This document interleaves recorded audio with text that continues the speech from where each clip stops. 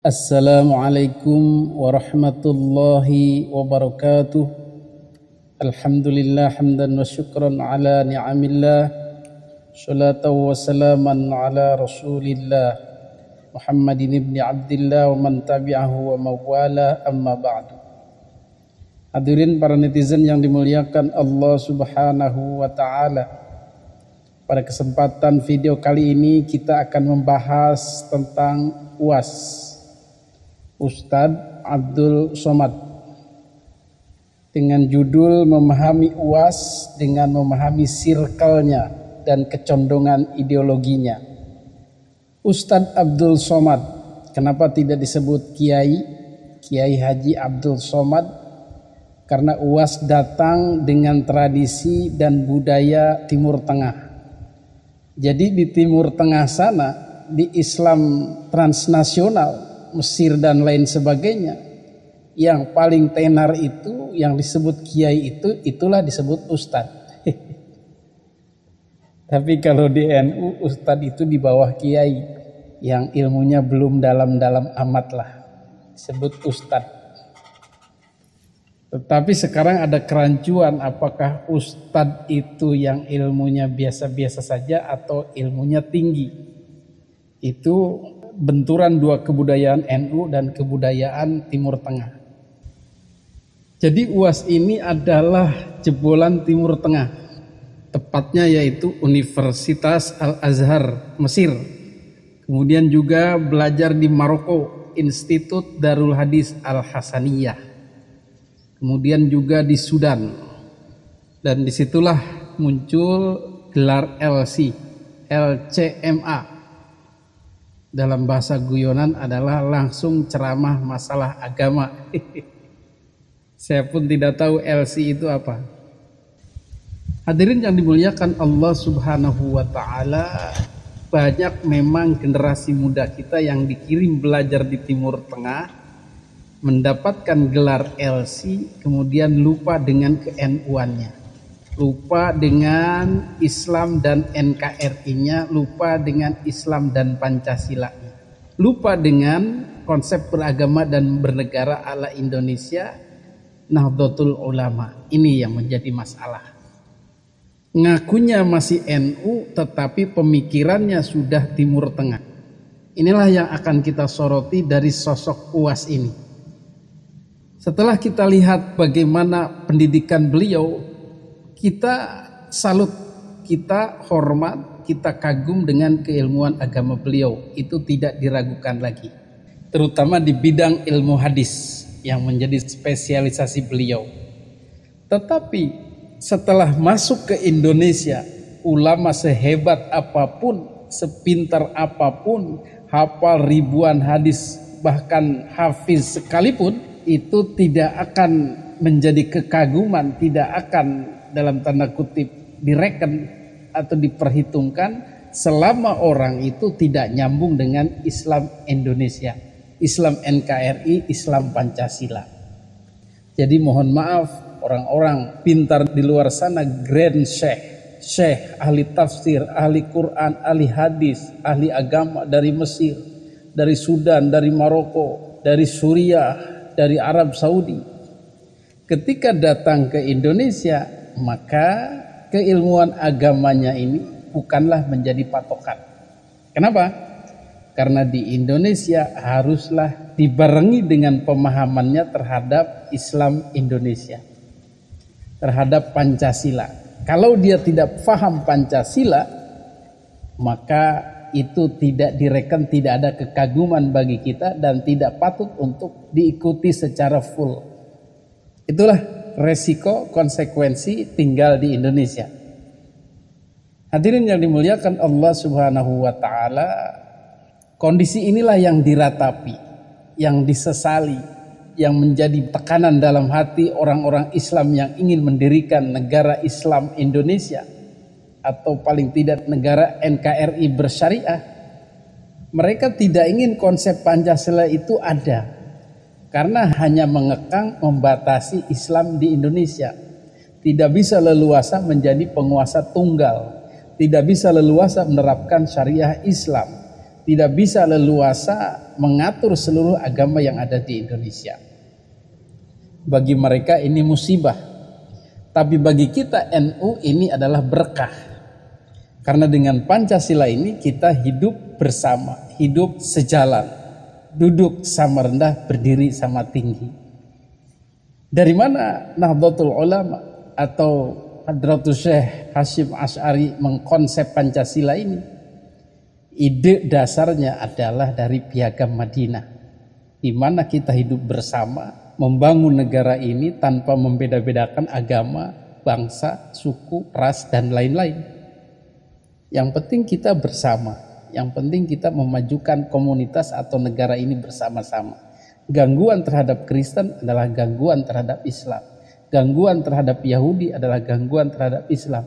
Gangguan terhadap Islam adalah gangguan terhadap agama-agama lain. Jadi saling membela, saling membantu, saling bekerja sama. Begitu dalam keluarga yang baik. Itulah konsep kita, konsep Indonesia. Lalu kemudian orang-orang yang tadi tertekan itu, yang tadi tidak sejalan dengan konsep Pancasila itu, yang inginnya NKRI bersyariah, yang inginnya negara Islam, mereka berjalan dengan mimpinya masing-masing, dengan ideologinya masing-masing. Walaupun dalam lisan mereka mengatakan saya cinta NKRI, saya cinta Pancasila, saya siap berkorban demi NKRI dan Pancasila. Ya, itu boleh dibilang tidak sepenuh hati. Hadirin yang dimuliakan Allah Subhanahu wa taala, bagaimana dengan UAS ini? Apakah dia memahami Pancasila, memahami Piagam Madinah, memahami konsep berislam ala NU Hadratus Syekh Mbah Hasyim Asy'ari? Kita lihat bagaimana gamangnya UAS, bagaimana inkonsistennya UAS, bagaimana tidak jelasnya UAS. Padahal di setiap kesempatan mengatakan saya NU, judulnya NU, tetapi kemudian dalam ideologinya cenderung adalah Timur Tengah, Islam transnasional, Islam bersyariah, Islam NKRI bersyariah, bahkan khilafah Islamiyah, negara Islam. Itu kecenderungan beliau. Jejak digital menyiratkan bahwa kecenderungan-kecenderungan itu konsisten ditekuni sampai sekarang. Maka tidak heran kalau dulu-dulu sempat mendukung HTI, kemudian mendukung gerakan-gerakan FPI, kemudian mendukung gerakan-gerakan Habib Rizik dan Habib Bahar untuk NKRI bersyariah. Dan pada akhirnya dukungannya terhadap Habib Bahar dan Habib Rizik ini kemudian menjadi semakin solid sebagai dukungan terhadap Ba'alwi. Sehingga praktis dengan ideologinya yang cenderung transnasional, cenderung Timur Tengah, dan cenderung ke FPI, cenderung ke NKRI bersyariah, maka dia juga cenderung menjadi pembela Ba'alwi. Bahkan bukan cenderung lagi, tetapi sudah akut. Dalam beberapa kesempatan bahkan menuding atau memfitnah, menuduh orang-orang yang membatalkan nasab Ba'alwi sebagai komunis, tidak bertuhan. Itu sudah serius, itu sudah tuduhan serius itu. Jadi kalau ada orang yang mengecam Al-Habaib Ba'alawi, maka sesungguhnya dia sudah meruntuhkan Ratib Al-Abbas, Ratib Al-Haddad. Kerjaan siapa ini? Kerjaan komunis. Karena yang benci kepada zuriat Nabi SAW hanya orang yang tidak bertuhan. UAS mengatakan orang yang menolak nasab Ba'alwi adalah komunis, karena orang yang membenci zuriat Nabi adalah komunis. Kita balikan ke UAS. Apa benar Ba'alwi itu zuriat Nabi? Ini yang mesti dipertegas. Wong kenyataannya Ba'alwi itu bukan zuriat Nabi.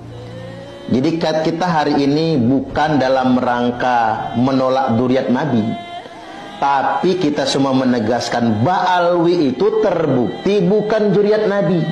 Maka jangan ngaku-ngaku sebagai keturunan Nabi. Lalu UAS mengatakan orang yang menolak Ba'alwi sebagai cucu Nabi, justru dengan tuduhan komunis. Apa yang dilakukan UAS ini merupakan pembodohan terhadap umat. Ini pembodohan sebetulnya. Umat itu diberikan ilmu, bukan diindoktrinasi, apalagi diancam. Justru sebetulnya ketika Anda kekeh menyatakan Ba'alwi sebagai keturunan Nabi, padahal bukan, itu masalah mendasarnya. Disitulah dosa besarnya. Komunis itu kan menghalalkan segala cara asal tujuan tercapai. Ini kok mirip cara-caranya sedemikian rupa. Kita lanjut ya. Ya Karim, ya Karim, ya Karim, ya Karim, Syailillah, Syailillah, Syailillah, Syailillah. Nah, khususnya ini nih, apa yang dinyanyikan UAS ini bukan sholawat, saudara. Apa yang dinyanyikan UAS ini sebuah lagu memuji-muji sebuah daerah, yakni di Tarim Hadramaut. Coba Anda lihat di peta Indonesia, ada nggak kampung atau desa atau wilayah di Indonesia ini yang bernama Tarim? Jadi sebetulnya kita hari ini sedang dicekoki melalui sebuah lagu yang diklaim sebagai sebuah sholawat. Tanpa sadar kita sudah memuji-muji bangsa orang lain, lalu merendahkan bangsa kita sendiri. Maka saya ingin himbau kepada santri-santri, tim-tim hadrah, jangan lagi melantunkan ya Tarim, ya Tarim. Mending Anda nyanyi lagu Indonesia Tanah Air Beta. Di sana tempat lahir beta, dibuai dibesarkan bunda. Jadi lebih baik kita nyanyi lagu Indonesia Tanah Air Beta, Indonesia Raya, dan lain sebagainya, daripada lagu orang kemudian kita bangga-banggakan di dalam negeri. Terakhir yang mengagetkan kita adalah munculnya beliau ini di bukunya Robitoh Alawiyah sebagai kata pengantar. Bisa kita lihat Profesor Kiai Haji Ustadz Abdul Somad LC, Desa PhD. Disebut lengkap gelarnya biar tambah keren. Beliau cukup mengagetkan dengan menyebut Kiai Haji Imaduddin itu sebagai Hadamuddin. Kalau nama asli beliau adalah Imaduddin, tiang agama yang menegakkan agama, maka oleh UAS ini dibelokkan atau diolok-olok menjadi Hadamuddin, peruntuh agama. Inilah akutnya UAS dalam membela Ba'alwi. Pertama, karena kedekatan ideologis dengan Habib Bahar, dengan Habib Rizik dan Ba'alwi di FPI lainnya. Kemudian kedekatan ideologis dengan NU garis lurus, kemudian kedekatan ideologis dengan FPI dan HTI. Itulah yang menjadikannya pendukung setia Ba'alwi. Dan isu terakhir, wallahu alam, apakah ini benar 100%, adalah bahwa mertua daripada UAS ini pun adalah seorang Habib, Barabud. Jadi lengkap sudah fullnya dukungan UAS ini terhadap Ba'alwi. Dan cukup mengherankan juga Ba'alwi atau syarifahnya mau dinikahi oleh pribumi Nusantara. Padahal ada doktrin mengatakan kalau pribumi Nusantara sampai menikahi syarifah anaknya Habib, maka amal ibadahnya akan ditolak oleh Allah Subhanahu wa ta'ala, tidak akan diterima kecuali dia bisa mengembalikan keperawanan si syarifah itu. Tidak boleh, seharusnya haram. Tetapi UAS bisa, mungkin spesial lah buat UAS. Hadirin yang dimuliakan Allah Subhanahu wa ta'ala, contoh sederhana adalah dalam hal pendirian gereja, membantu mendirikan gereja atau membantu renovasi gereja. Dari sudut pandang Islam NKRI, Islam ala NU, Islam Pancasila, maka membantu saudara kita yang Kristen, membantu entah itu membantu membangun, entah itu membantu merenovasi, entah itu membuat jalan fasilitasnya agar bagus ke sana, itu bagus, boleh, bagus, beradab, berakhlak sebagai sesama elemen bangsa. Seperti dalam konsepsi asli Piagam Madinah yang menganjurkan orang-orang muslim untuk saling membantu, bahu-membahu dengan agama lain membangun bangsa, saling menghargai. Itu bagi orang yang paham tentang Pancasila. Tetapi UAS itu tidak memahami Pancasila atau tidak mau mengambil pemahaman Pancasila. Dia mengambil pemahaman negara Islam.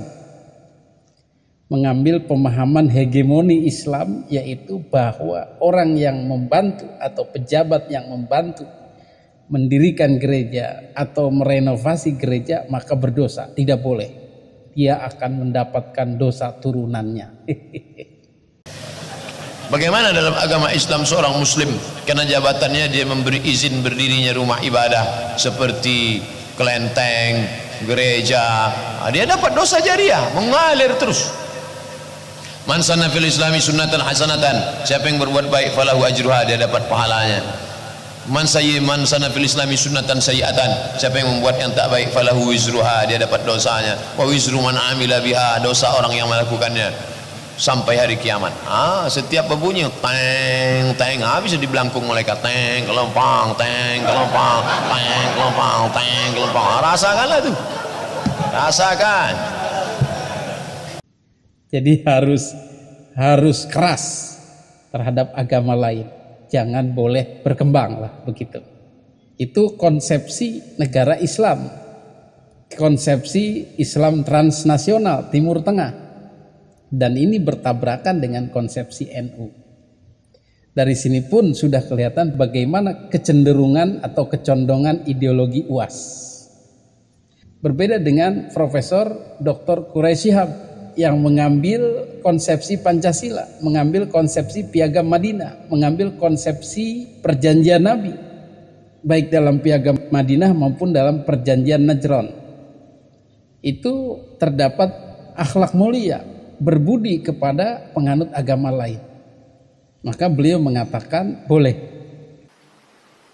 Menjanjikan bahwa kalian akan saya bela sebagaimana saya membela keluarga dekat saya. Nabi berpesan bahwa kalau seandainya, dan pesan ini berlaku untuk rombongan dan semua orang Nasrani sampai akhir zaman.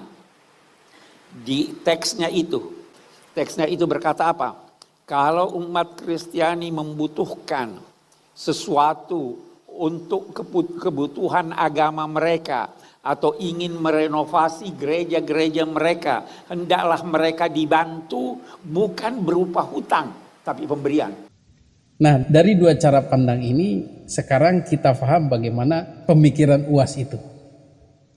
Untuk hal-hal dakwah, ceramah, hal-hal sosial, budaya, fikih dan lain-lain bolehlah kita ikuti, tetapi tetap harus waspada karena ideologinya ini sudah cenderung kepada Timur Tengah, khilafah Islamiyah, negara Islam, Islam bersyariah, NKRI bersyariah, sehingga cenderung tidak pro terhadap Pancasila, cenderung bergaya negara Islam atau Islam Empire. Itulah sekelumit informasi tentang siapa sebenarnya UAS dan bagaimana kecenderungan ideologinya, kecenderungan politiknya, dan kecenderungan dukungannya terhadap Ba'alwi. Sudah kita temukan benang merahnya. Mudah-mudahan para Nahdiyin memahami siapa UAS itu dan bagaimana bersikap atau berhati-hati terhadap doktrin-doktrin atau ceramah-ceramahnya yang keluar dari konsep NU, keluar dari konsep Pancasila. Kalau urusan yang itu jangan diikuti. Hadanallahu wa iyyakum ajma'in. Assalamualaikum warahmatullahi wabarakatuh.